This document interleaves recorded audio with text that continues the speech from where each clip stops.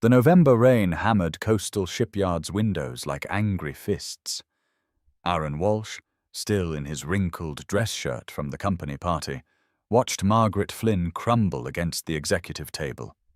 The Iron Lady of Human Resources, who'd never shown a crack in her armor, was mumbling incoherently about bleeding colors. Her trembling hand gripped his calloused wrist with desperate strength, leaving behind something that made his blood freeze. A streak of cobalt blue paint, fresh paint, on the hands of a woman who worked with spreadsheets, not art.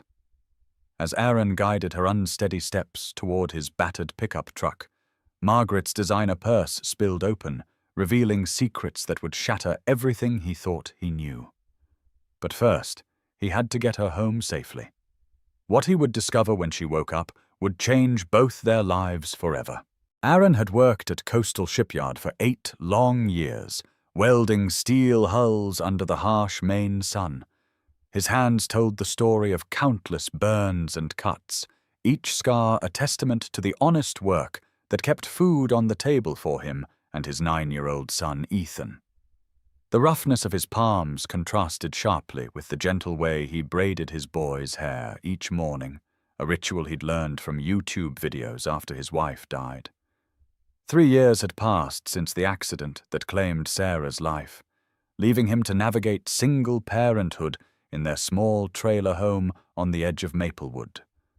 The boy had been born with a hole in his heart, a defect that required careful monitoring and would eventually need surgery that Aaron's basic insurance barely covered. Every night, he listened to Ethan's breathing, counting the steady rhythm that sometimes skipped or fluttered in ways that made Aaron's own heart race with terror. Dr. Rebecca Hayes had been cautiously optimistic during their last appointment, but the unspoken timeline hung heavy between them. Surgery within the year, costs that would bankrupt most families, and the constant fear that time might run out before Aaron could figure out how to save his son. Margaret Flynn had been his boss for 5 years, a woman who commanded respect through sharp intelligence and an even sharper tongue. She wore her authority like armor, gray suits that never wrinkled, hair pulled back so severely it seemed to stretch her skin tight, glasses that reflected rather than revealed. No one at the shipyard had ever seen her smile genuinely, let alone stumble drunk at a company party. Aaron had always assumed she lived alone in the Victorian house overlooking the harbor, as cold and untouchable as the lighthouse that guided ships safely home. Her interactions with employees were brief, professional, and completely devoid of warmth. The drive through Maplewood's empty streets felt surreal, like traveling through a snow globe someone had shaken too hard. Margaret slumped against the passenger window, occasionally muttering words Aaron couldn't understand.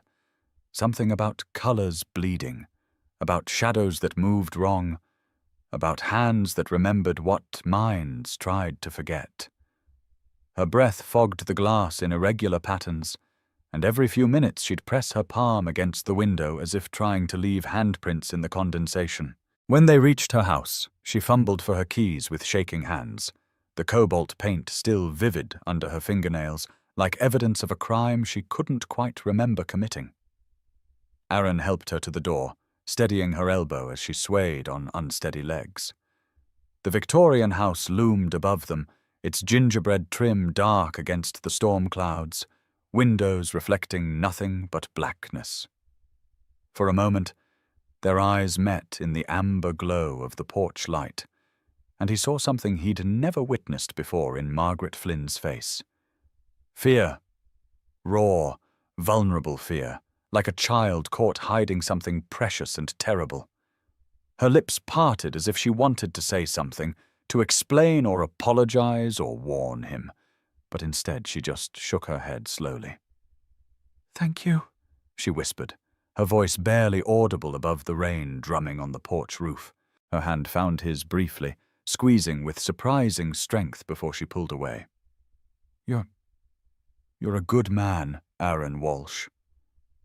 Then she disappeared behind the heavy oak door, leaving Aaron standing in the storm with more questions than answers, swirling in his mind like the wind-driven rain. He drove home through the darkness.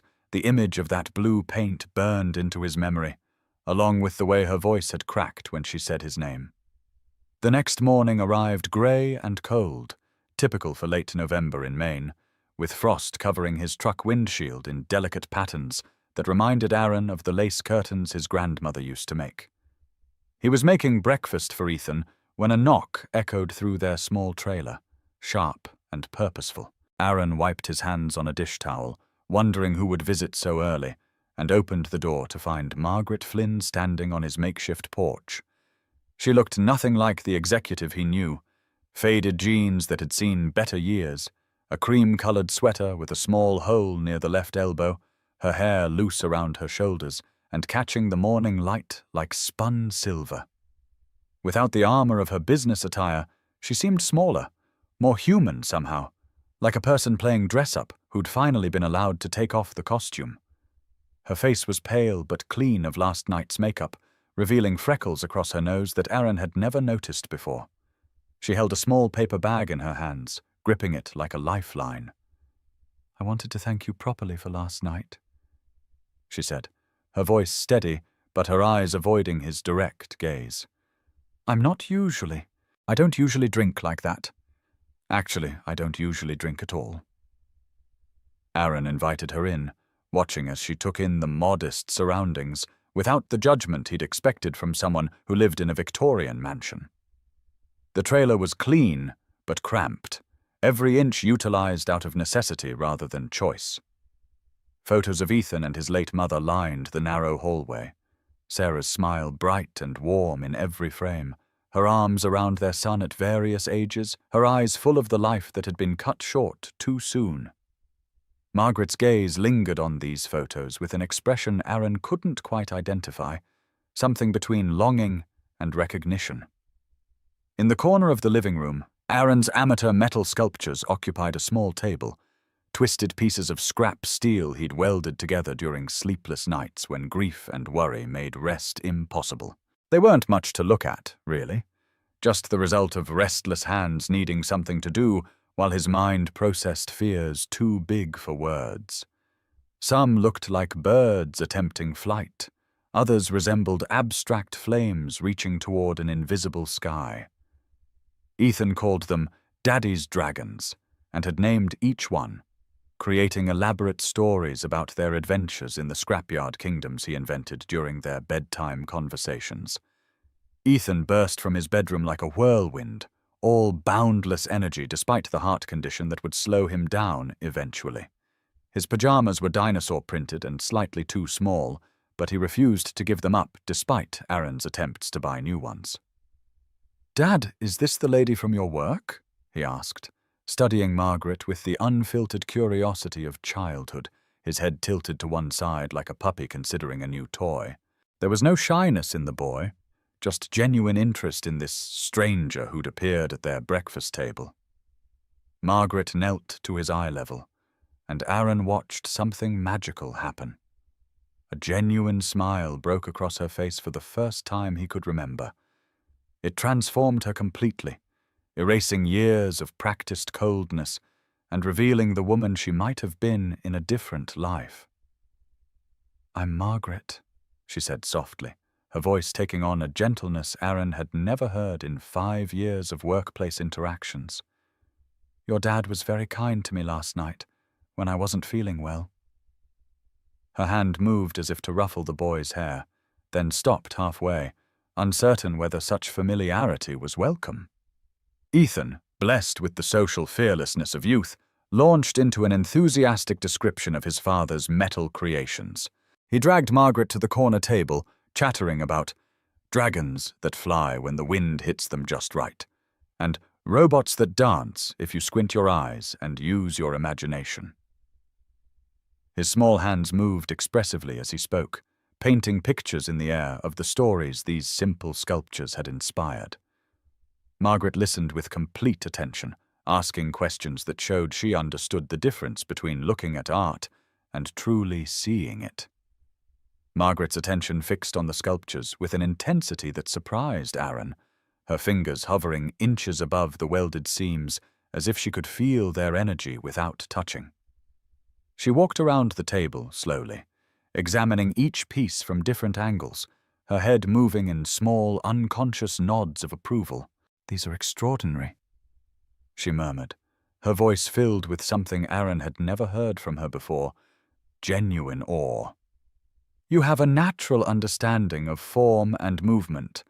The way you've captured motion in static metal, it's remarkable." Aaron felt heat rise in his cheeks, embarrassment and pride warring in his chest, like two dogs fighting over the same bone. He wasn't used to praise, especially not from someone who moved in circles where people actually knew about art. "They're just scrap metal," he said, his voice gruffer than he'd intended. "Something to keep my hands busy when I can't sleep. Nothing special, really." He shoved his hands into his pockets, suddenly aware of the permanent grease under his fingernails, the way his work clothes hung loose on his frame. But Margaret shook her head firmly, her eyes bright with something he couldn't identify. Passion, maybe, or recognition of a kindred spirit. "Art isn't about expensive materials or fancy galleries," she said, kneeling again to examine a piece that resembled a phoenix rising from twisted metal flames. "It's about seeing beauty where others see waste, about finding meaning in the discarded pieces of life. These sculptures, they tell stories. They breathe. That's more than most gallery pieces accomplish with 100 times the budget." "Would you like to have dinner with us sometime?" Aaron found himself asking, the words surprising him as much as they seemed to surprise her. They tumbled out before his logical mind could stop them, born from some deeper instinct that recognized something precious and rare in this moment. Margaret's smile faltered slightly, replaced by that same fearful look from the night before, as if happiness was a luxury she couldn't afford to indulge. Her hands, which had been relaxed while examining his art, clenched into small fists at her sides. "I'd like that," she said carefully, each word chosen with the precision of someone walking through a minefield. "But I should warn you. I'm not very good company. I don't know how to be around people anymore. Not real people, anyway." There was something heartbreaking in her admission, a loneliness so profound it made Aaron's chest ache in sympathy. As she prepared to leave, fumbling with the paper bag she'd brought, Ethan called out from behind them. "Dad, why does the lady have sad eyes?" The question hung in the air like morning mist, innocent and devastating in its accuracy. Children saw things adults learned to ignore, looked past the masks people wore to the truth underneath. Margaret heard him and paused at the door, her hand trembling slightly on the handle like a leaf in a strong wind. She turned back to Aaron with an expression he couldn't quite read. Part gratitude, part terror, part desperate hope. "Sunday dinner, then," she said, her voice barely above a whisper. "I'll cook. Fair warning, I'm terrible at it. Haven't had much practice cooking for anyone but myself." She paused, seeming to gather courage for what came next. "And Aaron, bring some of your metal work. I'd like to see more of what you create when you think no one's watching."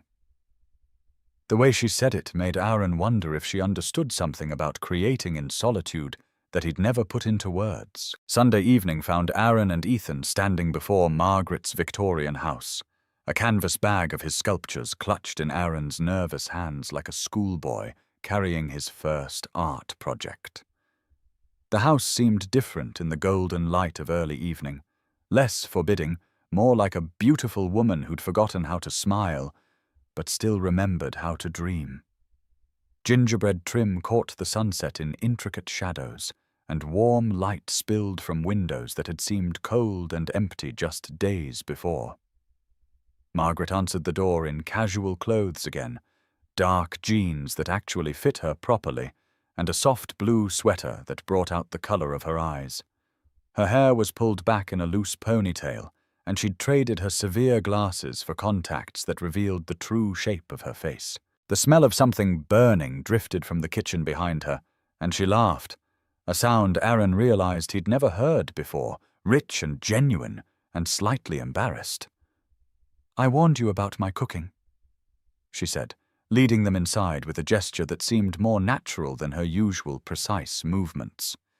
The interior was a study in contradictions that fascinated Aaron's artist's eye.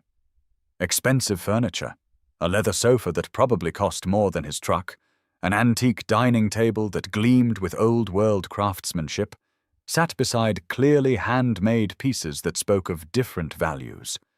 A simple wooden stool beside the fireplace, painted in cheerful yellows and blues. A quilt draped over an armchair, its pattern telling stories of patient hands and long evenings spent in quiet creation. Bookshelves lined the walls, filled with everything from business texts to art history volumes, poetry collections wedged between manuals on metalworking and color theory.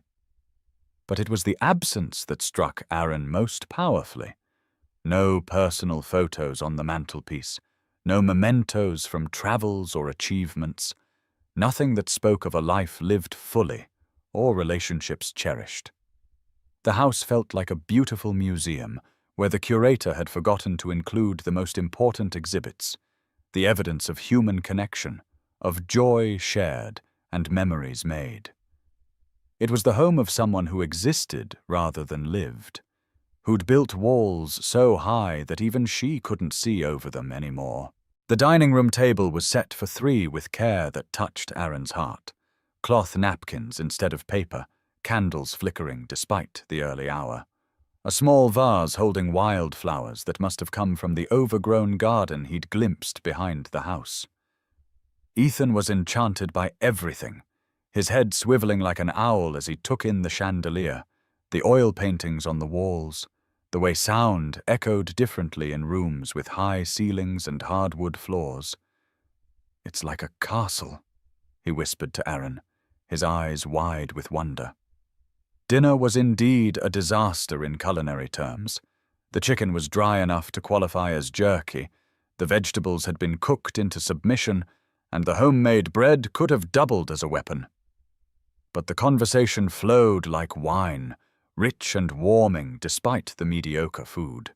Margaret asked Ethan about school with genuine interest, wanting to know about his favorite subjects and which kids he played with at recess. When the topic turned to his heart condition, she listened without the pity or discomfort most adults showed, treating it as simply another fact about him rather than something that defined his worth.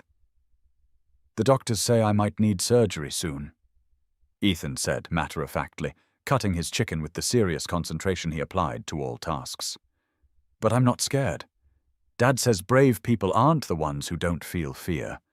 They're the ones who feel scared but do what needs doing anyway." He looked up at Margaret with the direct gaze of childhood. "Are you brave? You seem like you might be scared of something, but you're here anyway." Margaret's fork paused halfway to her mouth, and Aaron saw her swallow hard before answering. "I think bravery is something you have to practice," she said carefully. "Like playing piano or learning to ride a bicycle. Some days you're better at it than others." She leaned forward slightly, meeting Ethan's curious gaze with unusual directness. "But being here with you and your father, this is the bravest I've felt in a very long time." After dinner, Margaret led them to a workshop behind the house that Aaron hadn't noticed during his previous visits. It was housed in what had once been a carriage house, its brick walls and timber frame speaking of an era when craftsmanship was valued over speed. The space had been converted with obvious care and considerable expense. Professional lighting, climate control, and metalworking equipment that made Aaron's mouth water with envy. Torches, anvils, sheets of various alloys organized with military precision. This wasn't the hobby setup of a weekend warrior. This was a serious artist's laboratory. "I dabble," Margaret said with studied casualness. But Aaron's trained eye saw through the understatement immediately. The tools were expensive and well-maintained, the workspace organized with the efficiency of someone who spent serious time creating. Her work occupied several tables throughout the space, technically perfect pieces that showcased advanced skill and understanding of metallurgy. Abstract sculptures that played with light and shadow, jewelry that looked like it belonged in high-end galleries, decorative panels that could have graced museum walls. But as impressive as her technical skill was, Aaron noticed something missing from her creations, the raw emotion that drove his own midnight welding sessions. Her pieces were beautiful, certainly, but they felt calculated rather than born from necessity.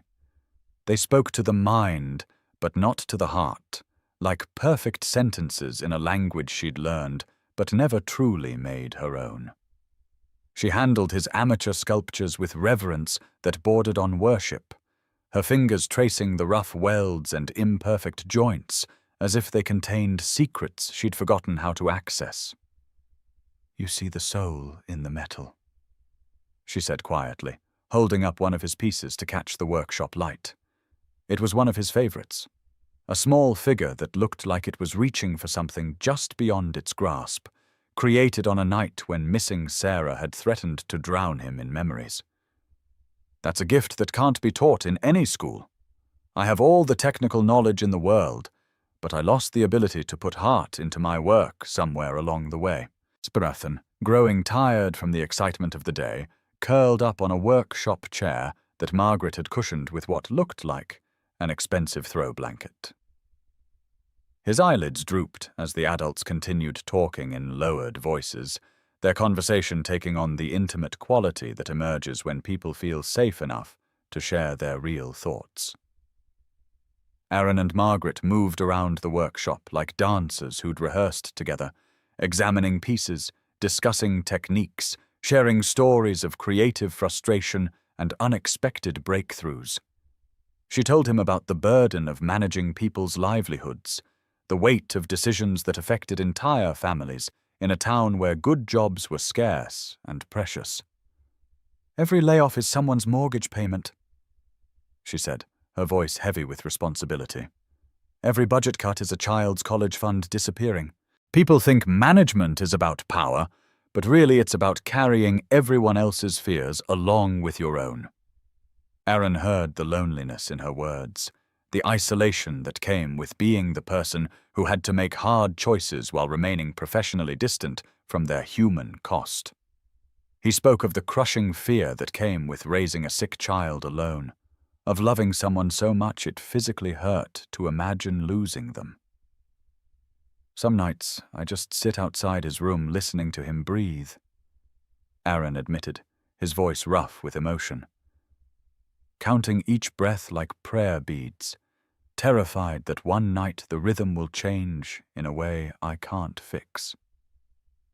He talked about the guilt of working overtime to pay medical bills while missing school plays and bedtime stories, the impossible mathematics of single parenthood, where time and money always fell short of need. The conversation felt dangerous in its intimacy, crossing lines that employer and employee shouldn't cross, venturing into territory that could change everything between them.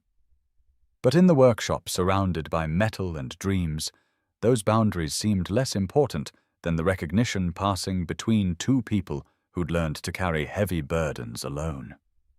Margaret's questions were perceptive and gentle, drawing out details Aaron had never shared with anyone. Her understanding came from experience rather than sympathy. She knew what it meant to feel responsible for others' well-being. As they prepared to leave, the evening settling around them like a comfortable blanket, Ethan accidentally bumped the television remote while reaching for his jacket.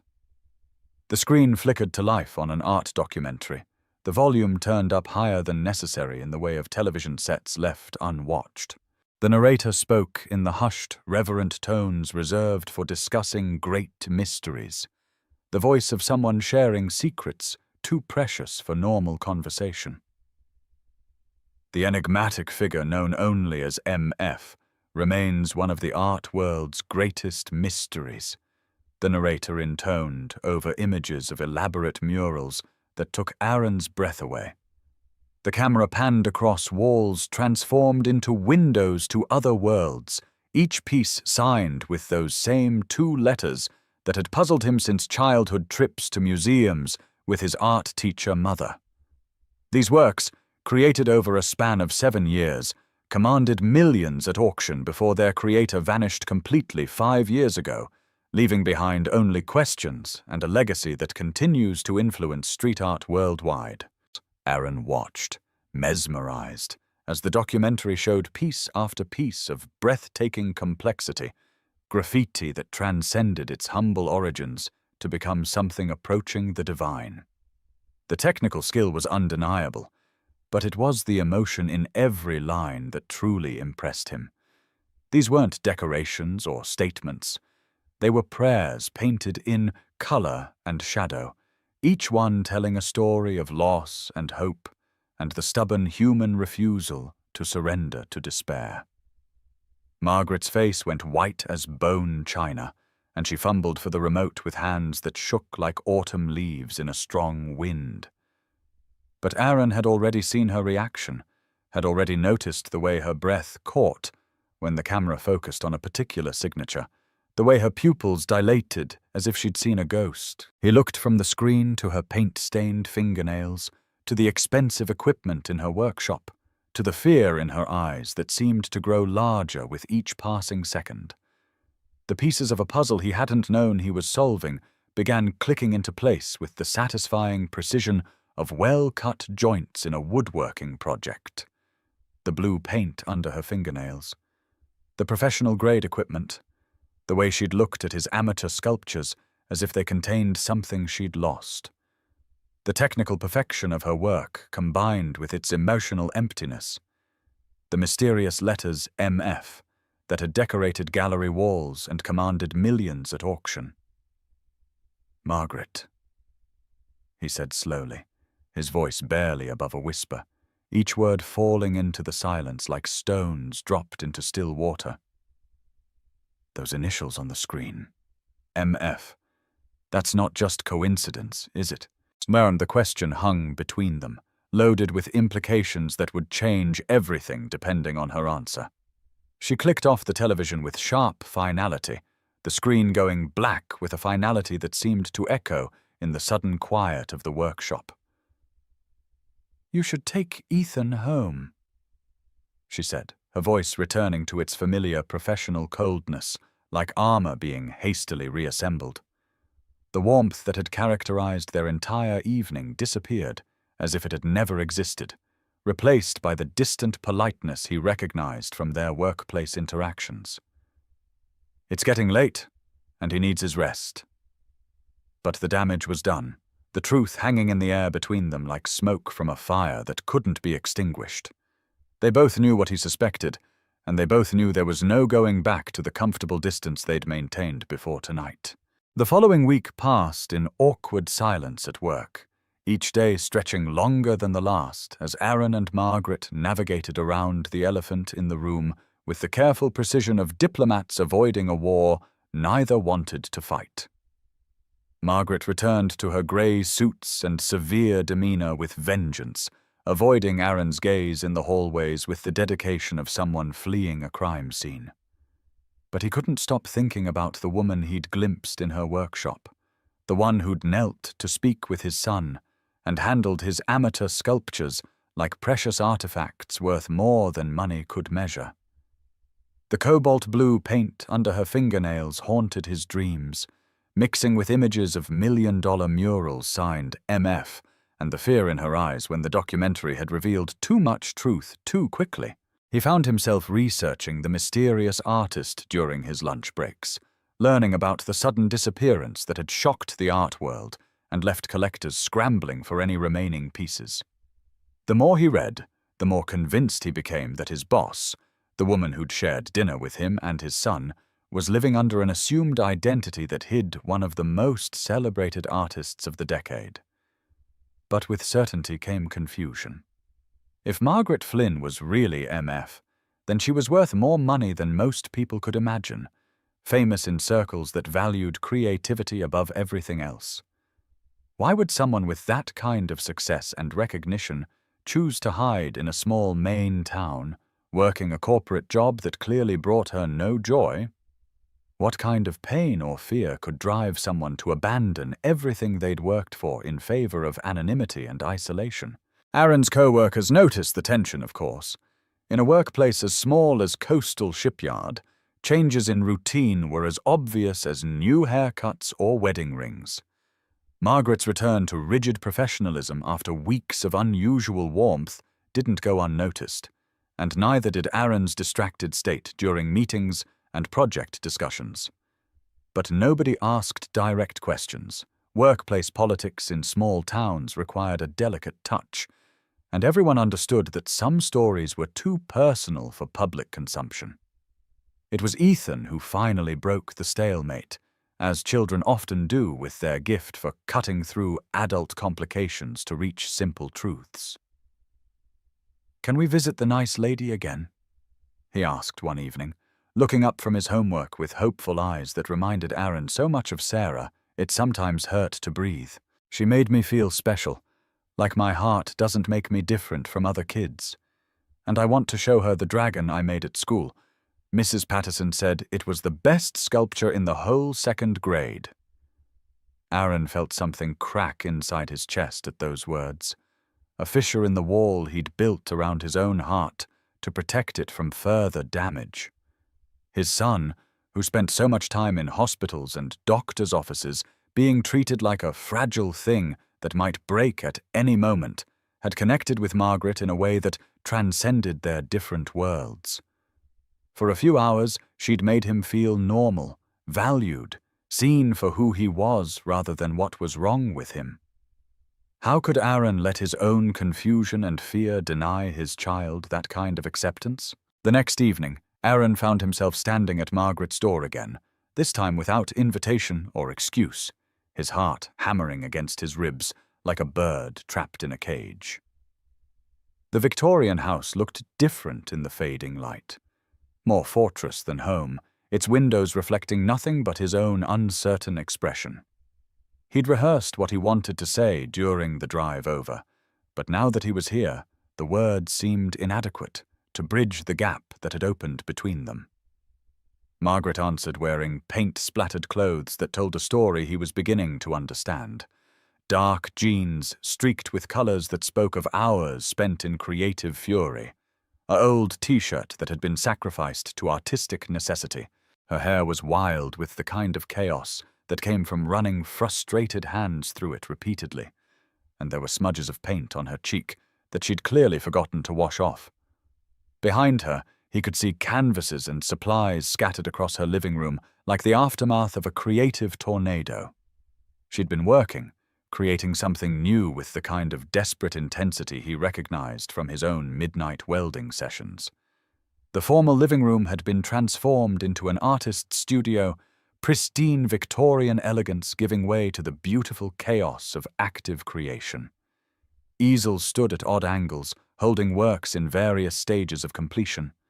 Paint tubes lay scattered across every surface, their caps missing, colors bleeding together on pallets and rags and whatever flat surface had been pressed into service. "I know who you are," Aaron said quietly, his voice carrying across the space between them like a bridge he wasn't sure could hold their combined weight. The words felt huge and small at the same time. Inadequate to encompass the magnitude of what he'd figured out, yet powerful enough to change everything between them. Or at least, I think I do. The paint under your fingernails, the equipment in your workshop, your reaction to that documentary. You're MF, aren't you? Her shoulders sagged, as if a weight she'd been carrying had finally become too heavy to bear alone, the fight going out of her like air from a punctured balloon. For a moment, she looked older than her 42 years, worn down by secrets that had cost more energy to maintain than she'd ever imagined when she first decided to disappear. "Then you know why we can't continue this friendship," she replied, her voice flat with resignation. "Our worlds are too different. I'm not who you think I am, Aaron. I'm not the person you and Ethan deserve to have in your lives. Show me, Aaron said simply, the two words carrying more weight than longer speeches could have managed. He stepped closer to the door, close enough to see the exhaustion in her eyes, the way her hands trembled slightly with what might have been fear or relief or some combination of both. Show me who you really are, Margaret. Let me decide for myself whether our worlds are too different to bridge. After a long moment that stretched between them like a held breath, Margaret stepped aside and let him enter. The pristine Victorian interior had been transformed into something that looked like creativity had exploded in the most beautiful way possible. Canvases lined the walls, some finished, others abandoned mid-creation when inspiration shifted direction. The smell of paint and turpentine filled the air with a richness that spoke of hours spent chasing visions only the artist could see fully. In the center of it all stood an easel holding a work in progress that took Aaron's breath away completely. It was a graffiti-style mural painted on canvas, but calling it graffiti felt like calling the ocean a puddle. The piece depicted a phoenix rising from industrial ashes, its wings formed from the same flowing lines he'd seen in the documentary, but somehow more personal, more urgent. The colors seemed to pulse with life, blues and golds and deep crimsons that suggested fire and rebirth, and the kind of hope that had to be fought for rather than simply wished into existence. In the corner, barely visible unless you knew to look for it, were the initials MF, painted in a style that had become iconic in art circles around the world. But seeing them here, in this context, Aaron understood that they represented more than just a signature. They were a prayer, a promise, a declaration of faith in the power of beauty to transform even the most broken landscapes into something worth preserving. "This is who I really am," Margaret said, her voice barely above a whisper, as if speaking too loudly might shatter the fragile truth she was finally sharing. Or who I was, anyway. I'm worth more money than this entire town, Aaron. I could buy and sell the shipyard without thinking twice about the cost. My paintings hang in museums and private collections around the world. Does that change how you see me? Does it make me someone different from the woman who burned your dinner and listened to your son's stories? Aaron walked slowly around the room, taking in the magnitude of talent surrounding him, like a tourist in a cathedral built from dreams and pigment. These weren't just paintings. They were windows into a soul that had experienced profound beauty and devastating loss, technical mastery married to emotional honesty in ways that most artists spent lifetimes trying to achieve. The skill was undeniable, but it was the raw emotion in every brushstroke that left him speechless, the way each piece seemed to breathe with its own internal rhythm. But more than the artistic achievement, Aaron saw the loneliness embedded in every canvas. These were the works of someone who'd been creating in isolation, pouring their heart onto surfaces that couldn't love them back. For all their technical brilliance, they carried the weight of secrets, the exhaustion that came from maintaining a false identity for years. They were beautiful and heartbreaking in equal measure, like love songs written for an audience that would never hear them. "Why did you stop?" he asked finally, turning from a canvas that seemed to shimmer with its own internal light to face the woman who'd created it. The question felt important, central to understanding not just her art, but the person she'd become in its absence. With talent like this, with success that most artists can only dream of, why did you walk away from it all? Margaret sank into a chair that had been pressed into service as a paint mixing station, suddenly looking older than her 42 years, as if the act of showing her true self had drained her of whatever energy had been keeping her upright. Paint-stained rags were scattered around her feet like fallen petals, and her hands, those expressive hands that could transform blank canvas into worlds of meaning, hung limp at her sides. because I lost the reason I started," she said, her voice carrying the weight of grief that time had softened, but never fully healed. "I began creating art to heal from losing my sister, Sarah. She died of the same heart condition your son has, a hole that couldn't be fixed in time, in her case. But somewhere along the way, between the gallery openings and the $1 million sales, and the critics calling me the voice of a generation, the art became about money and fame instead of memory and love." The revelation hit Aaron like a physical blow, the pieces of her story rearranging themselves into a picture that was both more complex and more heartbreaking than he'd imagined. This woman, worth millions and celebrated around the world, had been carrying the same terror he lived with every day. The fear of losing someone whose heart wasn't strong enough for this world. The irony was brutal and perfect. Success couldn't buy back the dead, or guarantee the safety of the living. "I couldn't feel anything when I painted anymore," Margaret continued, her voice growing stronger as she found the courage to tell the truth she'd been hiding for years. "The galleries wanted more MF pieces. Collectors were bidding against each other for works that felt like empty exercises to me. I was going through the motions of being an artist without actually creating anything that mattered. So I painted one final piece, a memorial to Sarah, sold it for $8 million, and disappeared." "That's why you looked at Ethan the way you did," Aaron said, understanding flooding through him like sunrise after the longest night. "When you first saw him, when you talked about his heart condition, you were seeing your sister." The connection between them suddenly made sense. Not just employer and employee finding common ground, but two people who'd learned to carry the same impossible weight. Margaret nodded, tears streaming down her face in tracks that caught the studio light like silver threads. "He has her smile," she whispered, her voice breaking on the words. "Her curiosity, her fearlessness despite being fragile. When I saw him playing with your sculptures, talking about dragons and adventures, it was like Sarah was looking at me again. Like she was asking me why I'd stopped creating beauty in a world that needed it so desperately." Aaron knelt beside her chair, taking her paint-stained hands in his calloused ones, the contrast between their textures telling the story of different kinds of work in service of the same human need to create meaning from chaos. "You said you lost the reason you started painting," he said softly, his voice steady despite the emotion threatening to overwhelm him.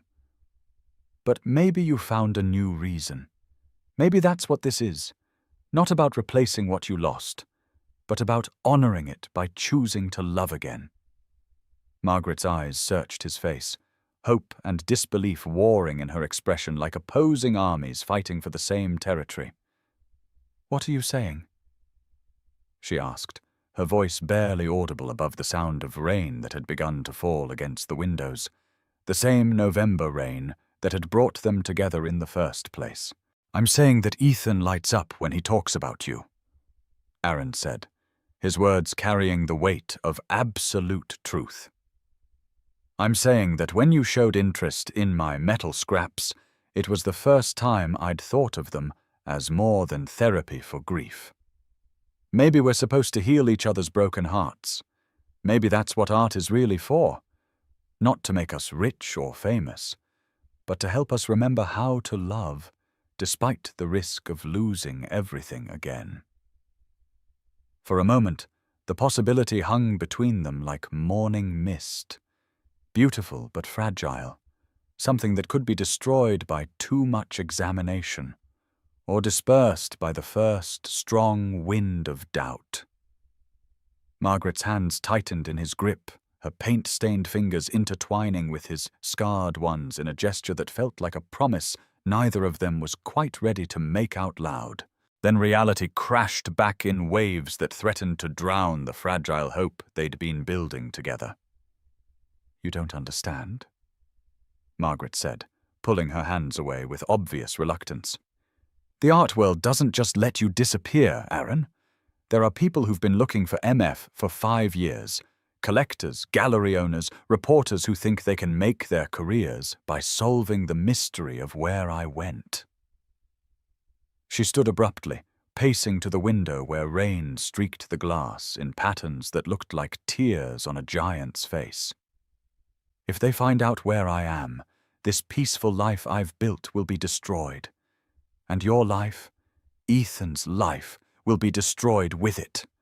The paparazzi, the constant attention, the way everything you do becomes public property." She pressed her forehead against the cool glass, her breath fogging the surface in irregular patterns. "You work with your hands for honest wages," she continued, her voice muffled, but no less intense for the barrier between them. "You've built a good life on your own terms, raising your son with dignity and love. I hide behind a fake identity while sitting on a fortune I don't deserve, money made from turning my sister's memory into commodity art. We're not the same, Aaron. We can't be."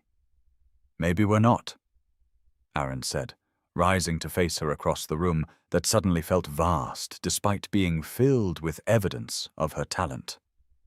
"Maybe you're right that our worlds are too different to bridge. But that doesn't change what I saw in your workshop last week. It doesn't change how you looked at my son, or how you looked at my art. Money doesn't make someone a different species, Margaret. It just gives them different problems to solve." But even as he spoke the words, Aaron felt the gulf between them widening like a crack in ice that had seemed solid moments before. How could a single dad from a trailer park build a life with a woman who could buy anything she wanted except the peace she craved? How could he offer her anything that her millions couldn't purchase more efficiently? The mathematics of their situation seemed impossible, no matter how he tried to balance the equation. Their argument was building to a crescendo that neither wanted, but both seemed powerless to prevent when Aaron's phone buzzed with the urgent rhythm that meant emergency. Dr. Rebecca Hayes' name appeared on the screen, and Aaron's heart immediately shifted into the elevated rhythm of panic that had become too familiar over the years. He answered with hands that shook slightly, Margaret moving closer to offer support, despite the emotional distance that had opened between them. "Aaron, I need to see you and Ethan first thing tomorrow morning," Dr. Hayes said, her voice carrying the careful neutrality that medical professionals used when delivering news that could change everything. "His latest tests show some concerning changes. The surgery we've been discussing.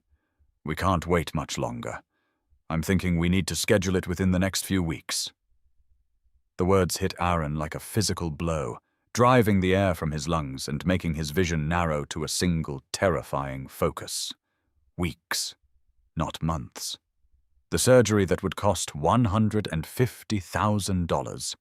Money he didn't have despite working every overtime shift available and mortgaging everything he owned just to cover Ethan's regular medical expenses. His insurance would cover some of it, but not nearly enough to bridge the gap between necessity and possibility. Margaret stood beside him in the hospital hallway the next morning, listening to every word Dr. Hayes spoke with an expression Aaron couldn't read.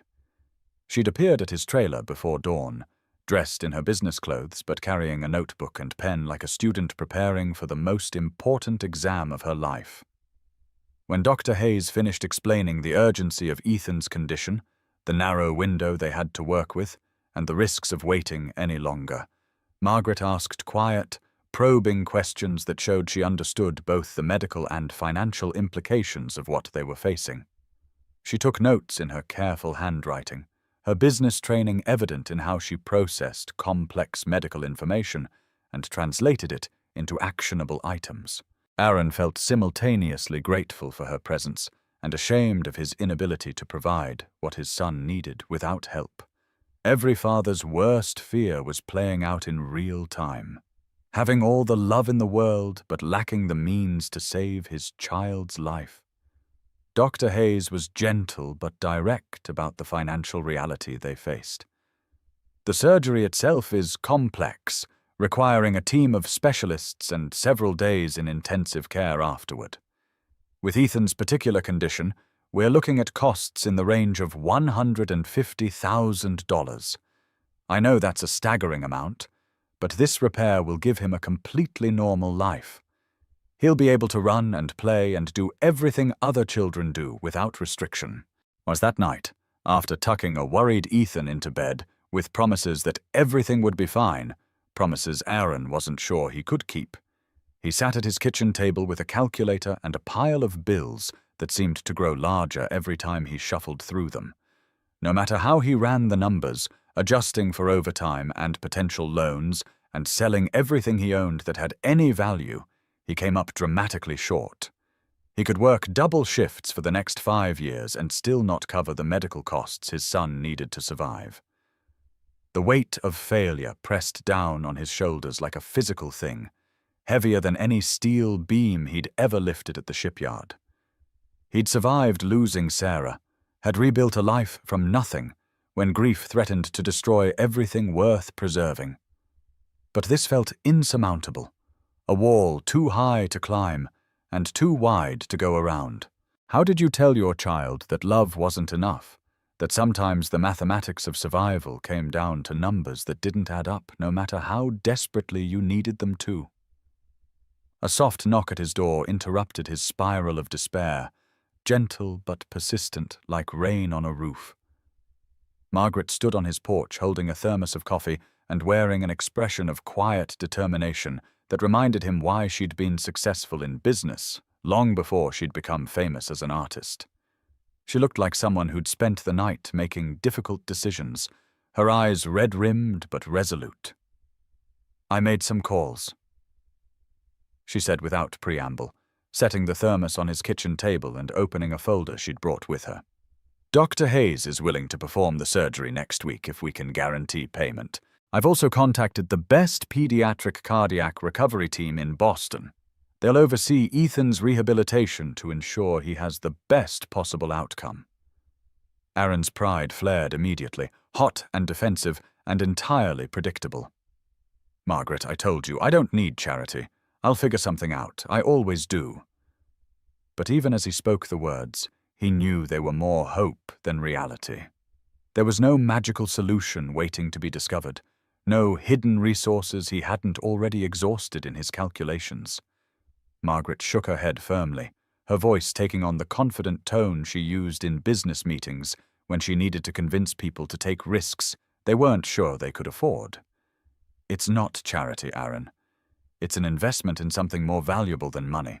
And she set a folder on his kitchen table and opened it to reveal documents that looked official and complicated, covered in language he didn't immediately understand. "I want to commission a series of sculptures from you," Margaret explained, pointing to specific clauses in the contract she'd apparently spent the night drafting. 20 pieces, incorporating both our styles, your intuitive metalwork combined with my understanding of color theory and composition. We'll market them as a collaboration between MF and an anonymous partner whose identity will be revealed gradually as the pieces gain recognition. Aaron stared at the papers, his mind reeling with the implications of what she was proposing. The numbers written in neat columns seemed impossible, more money than he'd seen in his entire life, represented as casually as grocery lists. "You're talking about hundreds of thousands of dollars," he said slowly, his voice barely above a whisper. "No one pays that much for art from someone who's never sold a piece, who doesn't have any training or credentials or gallery representation." "They do when MF endorses the work," Margaret said quietly, her eyes meeting his with an intensity that made him believe she understood exactly what she was offering and why. "And they'll pay even more when they realize the anonymous partner has raw talent that can't be taught in any school. Aaron, I've been looking for a reason to create again for 5 years. You and Ethan, you're my reason. Let me help save his life, and maybe you'll help save mine in return." The offer hung between them, loaded with implications that went far beyond the immediate crisis they were trying to solve. Accepting meant stepping into Margaret's world, becoming part of the art scene she'd fled from, risking exposure to the kind of attention that could destroy the quiet life he'd built for himself and his son. It meant trusting someone whose own relationship with fame and money had been complicated enough to drive her into hiding. But it also meant Ethan would live.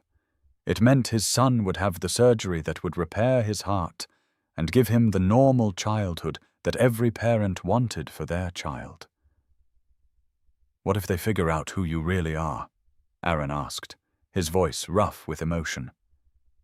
"What if this brings the chaos you've been hiding from right to our doorstep?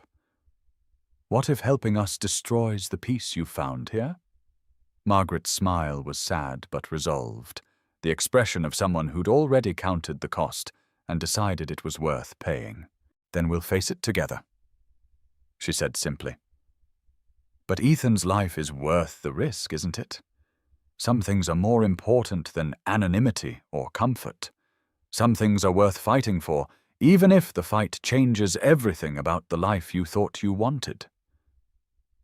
2 weeks later, Ethan Walsh lay in a hospital bed that seemed too large for his small frame, his chest rising and falling under the influence of anesthesia that would keep him comfortable while skilled hands repaired the hole in his heart.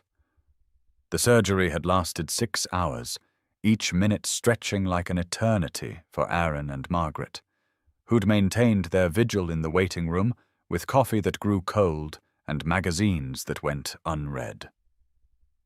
Dr. Rebecca Hayes emerged from the operating room with a smile that told Aaron everything he needed to know before she spoke a word. Her surgical scrubs were rumpled and her hair was escaping from its professional bun, but her eyes were bright with the satisfaction that came from a job done perfectly. "The repair was flawless," she said, squeezing Aaron's shoulder with hands that had just performed a miracle. "We were able to close the defect completely, and his heart function is already showing improvement. He's going to live a completely normal life, Aaron. No restrictions, no limitations, no more midnight worry sessions about whether his heart is strong enough for tomorrow." Aaron collapsed into a waiting room chair, 5 years of constant worry finally lifting from his shoulders like a weight he'd carried for so long he'd forgotten what it felt like to stand straight. The relief was so overwhelming it felt like drowning in reverse, like surfacing after years underwater to discover that breathing was still possible. Margaret had been there through everything. The pre-surgery anxiety, the endless hours of waiting, the moment when Ethan opened his eyes and asked for ice cream with the casual confidence of a child who'd never doubted that the adults in his life would take care of whatever needed taking care of. She held Aaron when he finally broke down and cried tears of relief that had been building for years, her own eyes bright with moisture as she watched the man she'd come to love discover that sometimes the impossible mathematics of parenthood did add up after all. She was the first person Ethan smiled at when the breathing tube was removed, the first person he wanted to show his surgical scar to, the first person he asked to sign his cast when they moved him to a regular room for recovery. Watching her with his son, Aaron realized that somewhere along the way, they'd stopped being employer and employee, artist and welder, rich woman and poor man struggling to bridge the gap between their different worlds. They'd become something more precious and more fragile, a family that had chosen each other despite all the logical reasons why their relationship shouldn't work. They were 3 people who'd learned that love was more powerful than fear, even when fear had logic and experience on its side. The collaboration had been everything Margaret promised and more. Working together in her workshop, combining his intuitive understanding of metal with her sophisticated knowledge of color and form, they'd created pieces that neither could have made alone. The art world's response had been electric, mysterious works that bore MF's signature. Alongside someone known only as A.W., had collectors bidding frantically for pieces that wouldn't be revealed until the official exhibition. But more important than the money or recognition was what creating together had done for both of them. Margaret found her artistic voice again, not the desperate therapy of grief, but the joyful expression of hope that came from choosing to love despite the risk of loss. Aaron discovered that his late-night welding sessions had always been art, that his hands could shape beauty as easily as they shaped the steel hulls that kept ships afloat. Together, they built something neither had thought possible, a future that honored their pasts while embracing something entirely new. The revelation of their partnership had indeed brought attention to Maplewood, but not the destructive kind Margaret had feared.